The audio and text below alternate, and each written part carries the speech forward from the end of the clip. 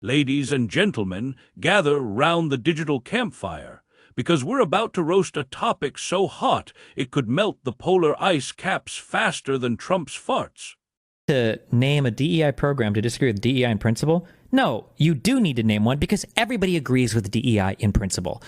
Every sane, non-sociopathic, crazy agrees with DEI in principle. If I were to say, hey, if I were to start a program in a community called the Latino math tutor program or whatever for some Latino community or whatever, no sane American human being, even the whitest whatever person, we're going, oh yeah, that's fine. Or some nationwide tutoring program for African Americans who want to get into law. Nobody would disagree with programs like this. And these are arguably DEI programs, right? But in everybody's mind, DEI is when you have a really good white man qualified for the job, but instead you kick him out and then you hire an unqualified, gender fluid, black trans athlete instead for the job. I was like, no, who the f does this? What programs are you even talking about that we're so upset about? The fuck?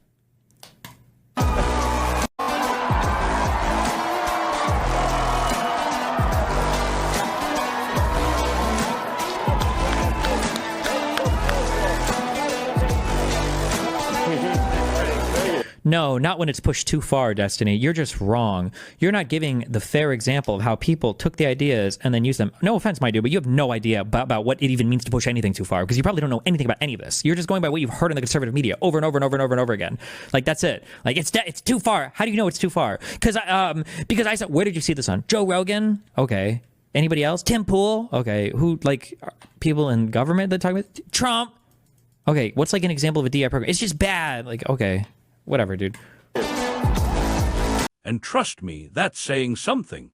Let's start with the big picture, shall we? DEI, diversity, equity, and inclusion, is one of those acronyms that sounds like it was cooked up in a boardroom by people who love PowerPoint slides more than they love actual humans.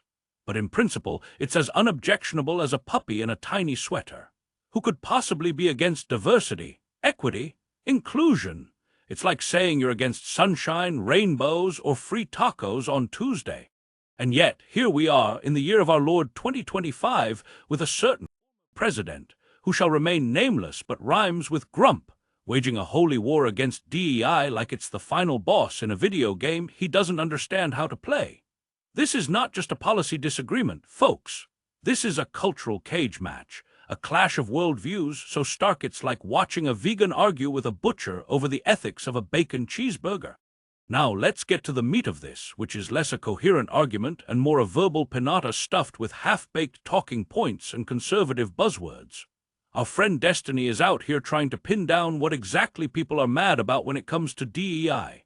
And bless his heart, he's flailing like a fish on a dock. He's like, everybody agrees with DEI in principle. And you know what? He's not wrong.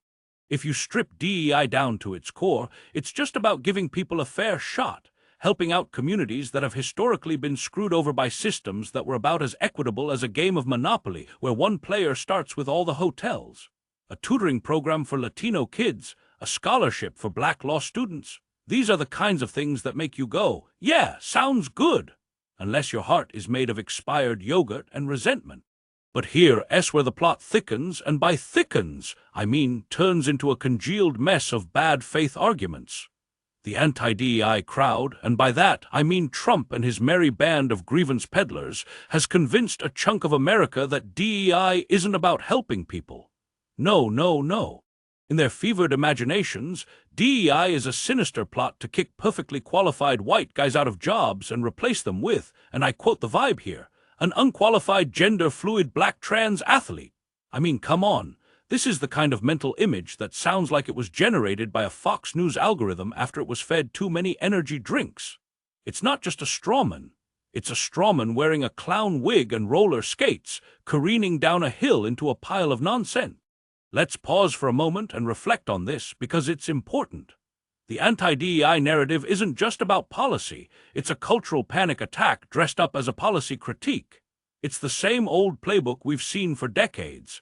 Take something fundamentally good, like helping marginalized groups, and twist it into a boogeyman so terrifying it makes people clutch their pearls and their AR-15s at the same time. This isn't new.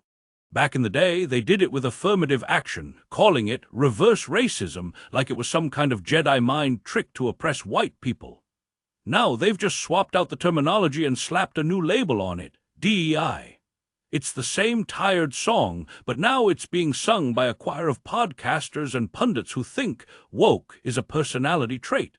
And here where Destiny, bless his soul, stumbles into the trap. He's trying to have a rational conversation about this, but he's up against a wall of vibes-based outrage. This has him grasping at straws, asking, what programs are you even talking about? And the answer, of course, is crickets. Because the anti-DEI crusade isn't built on specifics, it's built on feelings. It's the feeling that somewhere, somehow, a white guy didn't get a job because a less qualified insert marginalized identity here stole it. Never mind that there's no data to back this up. Never mind that studies, like the one from Harvard Business Review in 2023, show that DEI programs often improve organizational performance by bringing in diverse perspectives. Never mind that the most common DEI initiatives are things like mentorship programs, bias training, or recruitment efforts to widen the talent pool. No, in the Trumpian universe, DEI is a dystopian nightmare where every job posting comes with a mandatory pronoun test and a diversity quota written in glitter. Let's talk about Trump for a second because he's the ringmaster of this circus. This is a man who, when faced with the complexities of governing, chooses to yeet nuance out the window and replace it with a sledgehammer. His anti-DEI agenda isn't just a policy position, it's a performance. It's a way to rally the base by tapping into their deepest fears, that the world is changing, that power is shifting, and that maybe, just maybe, they're not the center of the universe anymore. And what better way to do that than to demonize something as innocuous as DEI? It's genius, in a diabolical, mustache-twirling villain kind of way. He doesn't need to name specific programs, because, as Destiny points out, nobody can. It's just a vague, amorphous blob of resentment that you can project whatever you want onto, like a Rorschach test for bigotry. Now, let's zoom out and get metaphorical for a second, because this whole anti-DEI thing is like a bad rom-com where the protagonist is America, and the love interest is progress. But they keep getting sabotaged by a jealous ex named Fear. Every time America and progress start to hit it off, say, with a nice candlelit dinner of civil rights legislation or a romantic montage of diverse workplaces, Fear shows up, drunk on misinformation, screaming about how progress is cheating on America with wokeness. And Trump, he's the director of this terrible movie, yelling, "Cut!" Every time someone tries to have a rational conversation about what DEI actually is.